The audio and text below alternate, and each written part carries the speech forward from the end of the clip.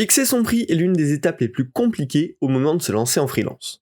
Je vous dévoile les astuces et les fourchettes de prix qui m'ont moi-même aidé. C'est tout de suite dans Parlons Design.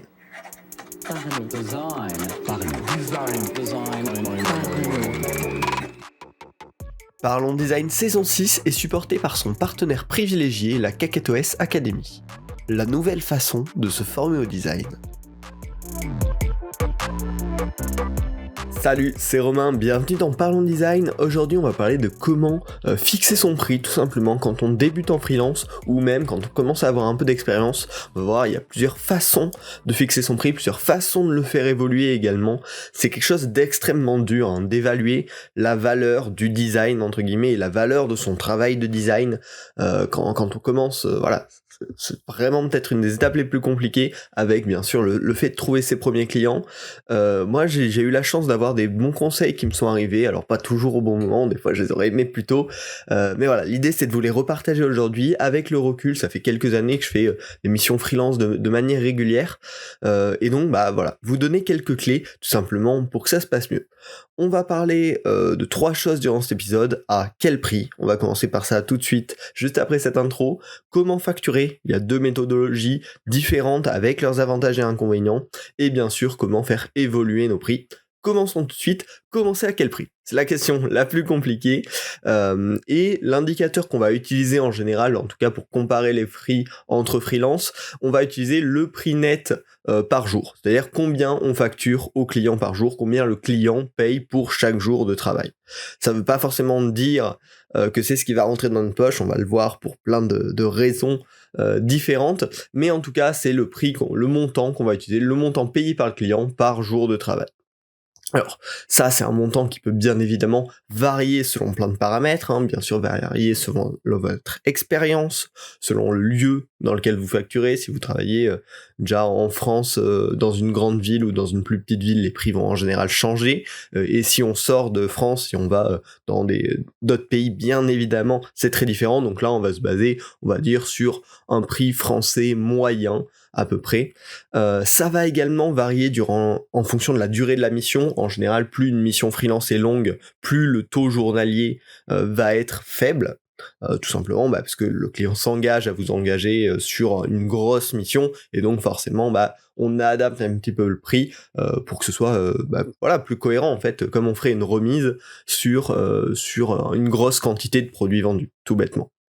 Ça va également dépendre du type de demande et du type de service que vous proposez aux clients, entre du product design, du UI design pur, de la user research, un travail précis sur un design system. Voilà, toutes ces compétences sont un petit peu différentes, ont une demande différente et un nombre de freelances disponibles différents, donc il peut y avoir des variations de prix là-dessus, et ça va également dépendre de votre statut légal, en fonction de si vous êtes auto-entrepreneur ou si vous avez une entreprise. Il n'y a pas les mêmes charges qui s'appliquent, et du coup forcément le prix est obligé de prendre ça en compte. Donc rentrons dans le dur. Quelles sont les fourchettes de prix sur lesquelles vous pouvez vous vendre?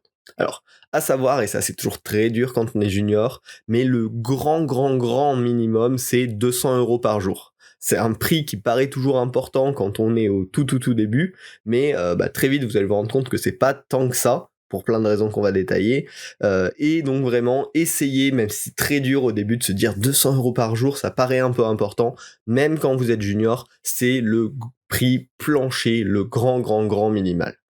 Une fois que derrière vous allez pouvoir avoir un tout petit peu plus d'expérience ou un peu plus de confiance, tout bêtement, le palier qui commence à être, on va dire, acceptable, en tout cas un niveau plutôt reconnu, c'est à partir de 300 € par jour pour du product design, c'est tout à fait honnête. Et voilà, sur du junior vers mid designer, on va pouvoir passer entre une fourchette de 300 et 450 € par jour, qui commence vraiment à être la fourchette habituel, on va dire, pour tout service de product designer, même si vous allez comparer sur les plateformes type Malte, ces choses-là, qui sont pas forcément pourtant des références en termes de prix élevés pour les designers, en trouvant ses propres clients sans passer par ces plateformes, on peut souvent vendre à des meilleurs tarifs, mais vraiment, cette fourchette de 300 à 450 € par jour, c'est vraiment la fourchette classique pour se vendre en freelance.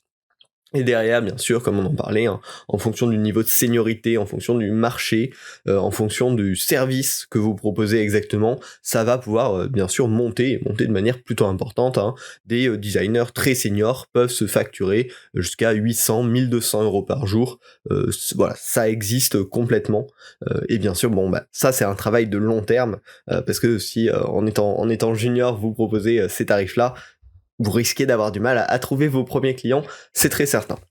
Et voilà, j'espère que cette fourchette va vous aider. Bien sûr, il y a plein de facteurs qui rentrent en compte, et un point que j'aimerais aborder avec vous, c'est pourquoi, je vous disais 200 euros par jour, c'est vraiment le grand minimum, et pourquoi c'est le prix du marché. Bah, tout bêtement, parce que le but quand même, c'est que votre travail soit récompensé pour vous permettre d'en vivre, et 200 euros par jour, ça peut paraître important. On compte qu'il y a 20 jours de travail à peu près dans un mois, donc ça ferait du 4000 euros par mois. Mais en fait, c'est pas si simple que ça. Déjà, il y a tout ce qui est cotisation sociale et TVA potentiellement en fonction de votre statut. Donc ce qui rentre dans votre poche, à minima, on enlève du 25%, et encore en fonction de votre statut, ça peut être bien plus important. Vu que vous êtes également à votre compte, il va falloir que vous payiez vos outils, vos assurances, votre matériel, l'ordinateur déjà par exemple, potentiellement des bureaux, et ça a un coût important également. Et également, on a dit à peu près 20 jours de travail par mois, mais quand on est à son compte, bah, le temps facturé est pas 100% de notre temps disponible. En effet, il y a toute la gestion des contrats, la gestion de l'entreprise, la gestion des rencontres clients, qui est du temps qu'on va pas facturer. Et donc tout ça, c'est à prendre en compte dans nos tarifs, et c'est pour ça que on peut pas descendre en gros globalement à moins de 200 euros par jour, sinon on est quasiment plus rentable. Donc voilà, n'ayez pas peur, même si vous êtes très junior, c'est complètement les tarifs, et vraiment 200 euros par jour, c'est le bas de la fourchette tarifaire d'un product designer. Ce que je vous recommande très rapidement, c'est d'essayer de monter dans la fourchette du 300 à 450 euros par jour, qui est vraiment la bonne fourchette, on va dire, la fourchette solide de ce type de projet. Voilà tout pour le tarif. Bien évidemment, si vous avez d'autres questions et tout, je suis joignable sur LinkedIn ou sur Twitter pour qu'on puisse en discuter, parce que je sais que pour moi, ça a été un travail un petit peu dur au début, et c'est toujours un travail compliqué de faire évoluer tout ça. Alors, une fois que vous êtes fixé votre prix à vous journalier, ça veut pas dire pour autant que vous allez devoir facturer à l'heure. Et c'est la deuxième chose dont je vais vous parler dans cet épisode. Comment est-ce que vous choisissez de facturer vos clients? Il y a deux méthodes principales, la facturation à l'heure de travail ou au jour, et la facturation au projet. Alors, la facturation à l'heure, tout simplement, c'est quand un client va venir vous voir, vous allez dire, ça demande tant d'heures de réaliser ce que vous voulez, et donc moi c'est tel tarif par heure, et donc c'est tant d'euros au final.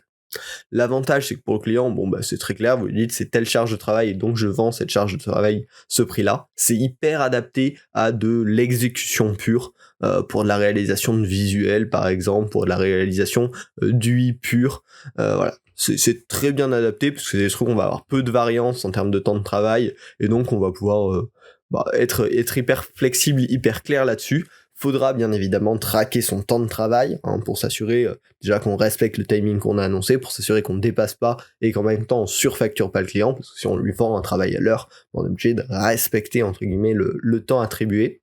Ça vous permettra également de facturer des heures supplémentaires s'il y a des travaux en plus, des complexités en plus, des itérations non prévues dans le devis initial. Mais par contre, ça demande bien sûr de créer un lien de confiance avec le client, pour qu'il ait confiance en le fait que le temps que vous lui facturez et le temps que vous attribuez à son projet, etc.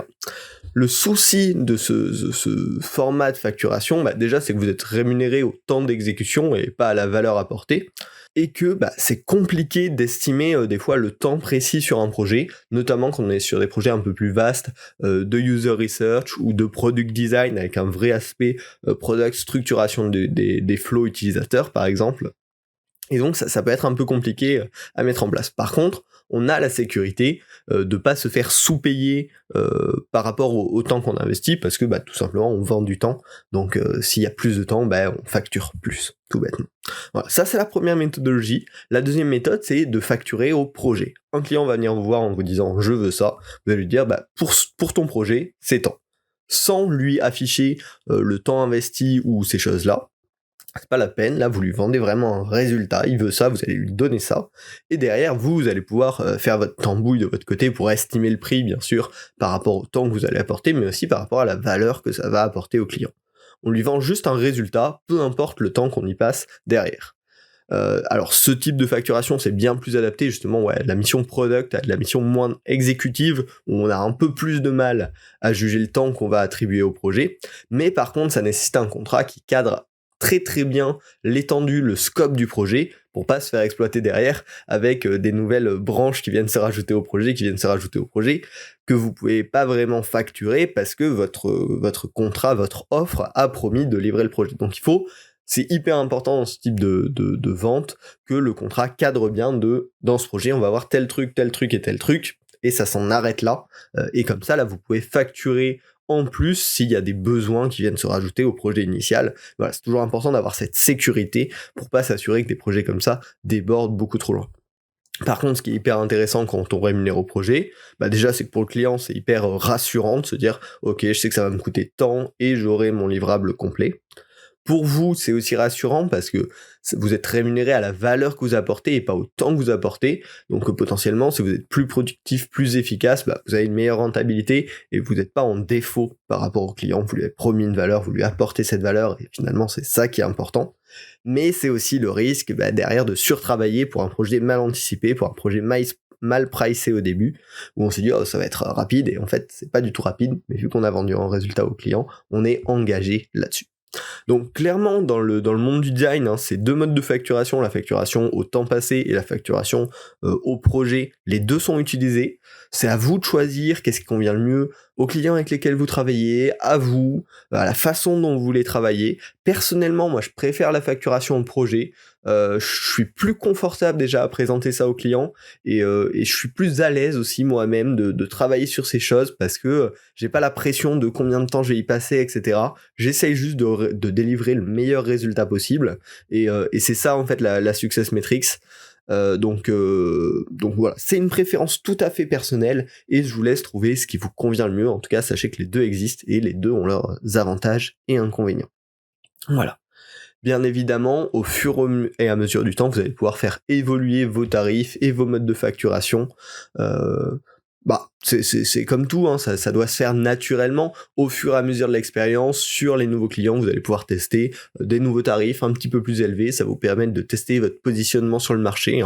Globalement, vous allez assez rapidement voir qu'est-ce qui passe et qu'est-ce qui passe pas face aux clients. Vous allez trouver aussi votre argumentaire, vos expériences passées qui vont pouvoir justifier ces tarifs-là également. Moi, ce que je vous conseille, par contre, c'est d'essayer d'augmenter vos tarifs sur vos nouveaux clients, dans un premier temps, et au contraire, sur vos anciens clients, d'augmenter les tarifs plus rarement, plus progressivement. L'idée, c'est de maintenir une relation de confiance et de fidélité avec eux.